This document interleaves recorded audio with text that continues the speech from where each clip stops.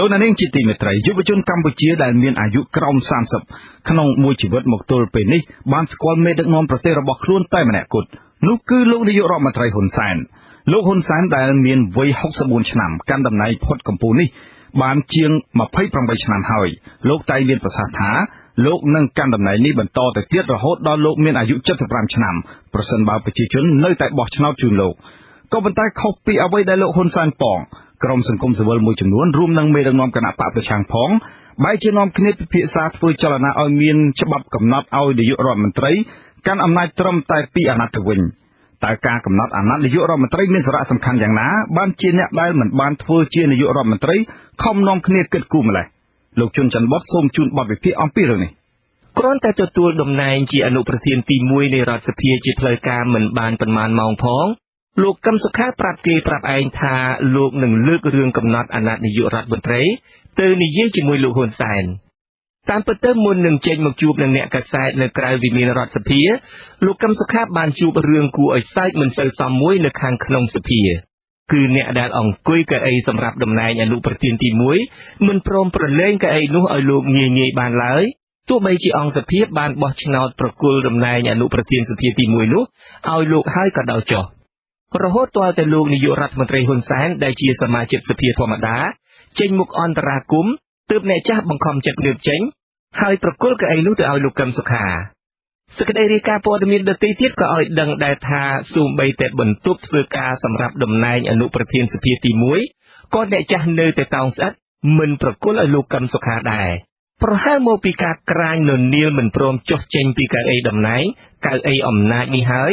ដែលជាផ្នែកមួយជំរុញឲ្យមានការស្នើផ្ដួលច្បាប់កំណត់អាណត្តិនាយករដ្ឋមន្ត្រីការកាន់អំណាចតែឯងរាប់សិបឆ្នាំអាចជាឧបសគ្គរារាំងដ៏ធំមួយមិនឲ្យមានអ្នកចេះដឹងដទៃទៀតមានឱកាសក្នុងការចូលរួមផ្ដល់អ្វីដែលថ្មីអ្វីដែលជឿនលឿនជាងក្នុងការដឹកនាំកសាងជាតិនោះដែរក្រៅពីនេះការកាន់អំណាចតែម្នាក់ឯងយូរអាចផ្ដល់ឱកាសឲ្យអ្នកកាន់អំណាចបញ្ជាក្បាលម៉ាស៊ីនដឹកនាំប្រទេសតាមផ្លូវដដែលតាមរបៀបដដែលទន្ទឹមគ្នានឹងខំរកវិធីលាក់បាំងនៅការដឹកនាំនិងចំណាត់ការនានារបស់ខ្លួនដែលធ្វើឲ្យប្រទេសជាតិហិនហោចនោះទៅវិញជាច្រើនឆ្នាំច្រើនអាណត្តិណាស់មកហើយដែលអ្នកដឹកនាំកម្ពុជាប្រកាសគ្មានក្រែងថាខ្លួនចេះជាងគេមានយុទ្ធសាស្ត្រប្រសើរជាងគេក្នុងការដឹកនាំប្រទេសនិងក្នុងការរំលាយគូប្រកួតជាដើម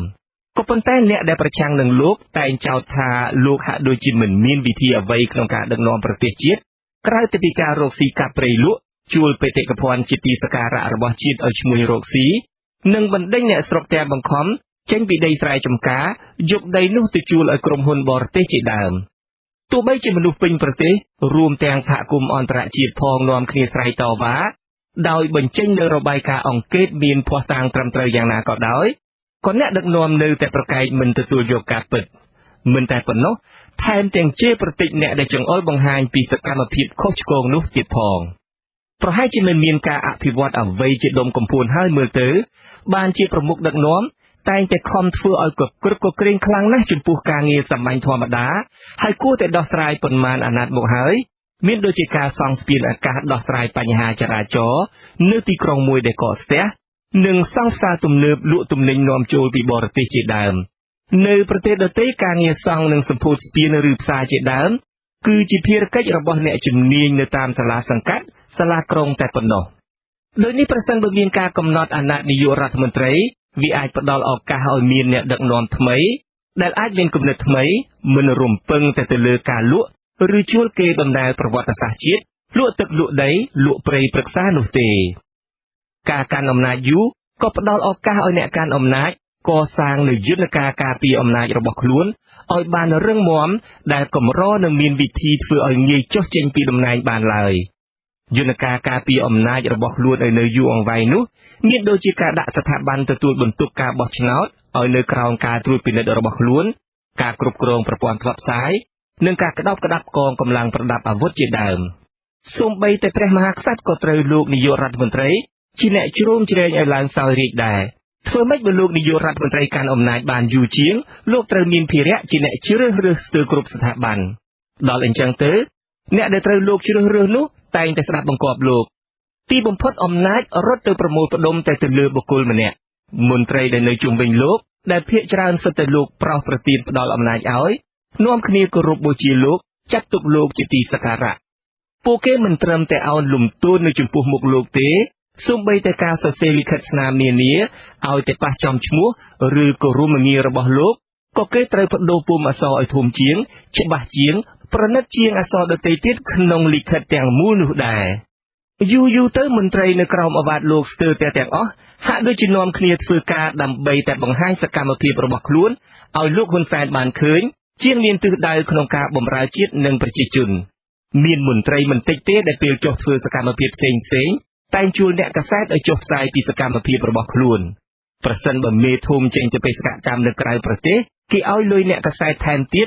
ដើម្បីឲ្យផ្អាប់រឿងនោះទុកសិនកុំទាន់ចេញផ្សាយចាំសម្ដេចមកវិញសិនទើបផ្សាយដើម្បីឲ្យសម្ដេចបានឃើញបន្ថែមលើនេះអ្នកកាន់អំណាចជាពិសេសអ្នកកាន់អំណាចកាន់តែយូរកាន់តែមានប្រៀបច្រើនជាងអ្នកដែលមិនកាន់អំណាចក្នុងការអួតអាងពីសមិទ្ធផលទាំងឡាយដែលខ្លួនបានធ្វើទោះតិចឬច្រើនក្តីក្នុងការឃោសនារកសម្លេងឆ្នោតម្ដងក្រុមអ្នកកាន់អំណាចតែងឆក់ឱកាសនោះវាយបកទៅអ្នកដែលមិនមានឱកាសបានកាន់អំណាចពាក្យដែលក្រុមអ្នកកាន់អំណាចនិងអ្នកគាំទ្រតែងលើកឡើងនោះគឺថាមើលចុះគណៈបកប្រឆាំងបានធ្វើអ្វីខ្លះក្រៅតែពីស្រែកបន្តិចបង្អាក់ដំណើរអភិវឌ្ឍជាដើមឥទ្ធិពលនៃទឹកប្រាក់របស់អ្នកដែលរកស៊ីកាក់កបជាមួយនឹងអ្នកកាន់អំណាចដុសស្នឹមក៏ជួយបង្កើតប្រព័ន្ធរបាំងការពារមួយមិនឲ្យបេក្ខជននយោបាយដទៃហក់ចូលក្នុងខ្សែវានដឹកនាំប្រទេសបានដោយងាយនោះឡើយនៅកម្ពុជាបច្ចុប្បន្នគេកម្រឃើញមានថៅកែរកស៊ីធំណាដែលមិនមានតំណែងណាមួយក្នុងរចនាសម្ព័ន្ធអំណាចរដ្ឋាភិបាលទេបើមិនមានតួនាទីជាសមាជិកសភាឬព្រឹទ្ធសភាទេក៏មានតំណែងជាទីប្រឹក្សាសម្ដេចនេះឬឯកឧត្តមនោះដែរពួកគាត់រកស៊ីមានបានដោយសារគាត់មានទំនាក់ទំនងដ៏ជិតស្និទ្ធយូរអង្វែងចាក់ស្រេះជាមួយក្រុមមេដឹកនាំដូច្នេះពួកគាត់ក៏ត្រូវតែធ្វើយ៉ាងណាដើម្បីជួយទំនុកបម្រុងឲ្យអ្នកកាន់អំណាចនោះនៅក្រាញក្នុងអំណាចជាបន្តទៅទៀតដែរបើពួកគាត់ត្រូវចំណាយលុយសាងសង់សំណង់អ្វីមួយដែលអាចកេងចំណេញនយោបាយបានពួកគាត់មិនខ្លាចហុចលុយទាំងខ្ទាស់ជូនលោកនាយករដ្ឋមន្ត្រីហ៊ុនសែននៅចំពោះមុខម៉ាស៊ីនថតរូបថតទូរទស្សន៍នោះទេមើលទៅពួកគេហាក់ដូចជាមានទឹកចិត្តជ្រះថ្លាណាស់ដើម្បីលើកទឹកចិត្តក្រុមសន្តិសុខស៊ីឈ្នួលដែលបានវាយបំបាយក្រុមបាតកោវាយអ្នកកាសែតពេលដែលក្រុមនេះបានភ្លក់រសជាតិដំបងរបស់បាតកោម្ដងវិញថៅកែរកស៊ីជួញដីធំនៅស្រុកខ្មែរនាំគ្នាតម្រង់ជួរខ្ចប់លុយទៅជួយដល់ពេទ្យប្រកបដោយទឹកមុខសោកសង្រេងដូចចេញពីបាតបេះដូងពិតគេធ្វើយ៉ាងណាឲ្យតែបានអែបអបនឹងមេដឹកនាំដែលបានផ្ដល់ឱកាសនិងជួយទំនុកបម្រុងឲ្យគេរកស៊ីមានបានតាំងពីពេលចាប់កវែកកឆ្នាំងដំបូងមកម្លេះការកំណត់អាណត្តិនាយករដ្ឋមន្ត្រីក៏ប្រហែលជាអាចជួយកាត់បន្ថយអំពើពុករលួយបានមួយចំណែកធំបើក្រុមអ្នកដឹកនាំកាន់តំណែងក្នុងរយៈពេលជាកំណត់មួយ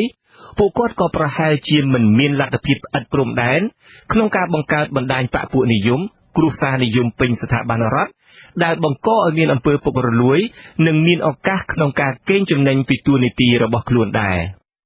ជាងនេះទៅទៀតការកំណត់អាណត្តិនាយករដ្ឋមន្ត្រីក៏ប្រហែលជាអាចបញ្ជៀសបាននូវជំងឺលង់ខ្លួនមួយចំនួនការអង្គុយស្រួលយូរពេកក្នុងការិយាល័យទំនើបមានព្រំស្រស់ស្អាតមានអ្នកបម្រើមានជំនួយការទីប្រឹក្សាអាមីអាថោងឆ្វេងស្ដាំចាំតែលើកជើងច្រើនពេកទៅអាចធ្វើឲ្យពួកគាត់លង់ខ្លួនភ្លេចនឹកគិតដល់ជីវិតសាមញ្ញធម្មតារបស់ប្រជាពលរដ្ឋទូទៅដែលគាត់មានភារៈបម្រើនិងដោះស្រាយជូនមានពេលខ្លះក្រុមអាមីអាថោងប្រហែលជាមិនចង់រំពឹលទុកមេរបស់ខ្លួនក៏លាក់បាំងបញ្ហាមួយចំនួនមិនឲ្យមេដឹងហើយពេលនោះទោះបីជាមេដឹកនាំនោះប្រកបដោយគតិបណ្ឌិតឈ្លាសវៃយ៉ាងណាក៏ដោយក៏ទីបំផុតចេញមុខសារភាពថាខ្លួនមិនបានដឹងរឿងអីសោះម្យ៉ាងទៀតការកំណត់អាណត្តិនាយករដ្ឋមន្ត្រីក៏ប្រហែលជាអាចជួយឲ្យក្រុមអ្នកកាន់អំណាចយកចិត្តទុកដាក់ក្នុងការបំពេញការងារបម្រើជាតិបានពេញដៃពេញជើងជាងការមិនកំណត់ដែរជាពិសេសនៅក្នុងអាណត្តិចុងក្រោយដោយមេដឹកនាំនិងក្រុមបករបស់ខ្លួនដឹងថានឹងលែងមានសិទ្ធិឈរឈ្មោះឲ្យគេបោះឆ្នោតក្លាយជានាយករដ្ឋមន្ត្រីទៀតនោះគាត់អាចលែងខ្វល់ពីការខិតខំរកយុទ្ធសាស្ត្ររកសម្លេងឈ្នះឆ្នោតសម្រាប់អាណត្តិក្រោយទៀតហើយពេលនោះគាត់អាចបង្វែរការយកចិត្តទុកដាក់ទាំងស្រុងទៅនឹងការកសាងជាតិពិតនិងកសាងកេរ្តិ៍ឈ្មោះរបស់ខ្លួនពេលអស់អំណាចទៅនោះទៀតផងទោះជាយ៉ាងណាក៏ដោយអ្នកដែលនៅក្រាញនឹងអំណាចតែលើកហេតុផលផ្សេងពីការនៅបន្តកាន់អំណាចគ្មានព្រំដែនរបស់ខ្លួននោះគេតែងលើកឡើងថាមិនមែនមកពីការស្រឡាញ់អំណាច ហើយក្រាញននៀលនឹងអំណាចនោះទេតែមកពីថាខ្លួនជាអ្នកចេះជាងគេក្នុងការកាច់ចង្កូតដឹកនាំបានល្អព្រោះខ្លួនស្គាល់កន្លុកកណ្ដៀតសពគ្រប់រាប់សិបឆ្នាំហើយគ្មាននរណាចេះជាងខ្លួននោះទៀតទេនេះប្រហែលជាគ្រាន់តែជាពាក្យដោះសារការពីអំណាចដែលផ្ទុយស្រឡះពីពាក្យចាស់ខ្មែរពីបរមបុរាណដែលប្រដៅថាចេះឯងឲ្យក្រែងចេះគេខ្ញុំជួនច័ន្ទបុត្រ Vichu Azizi Serai Washington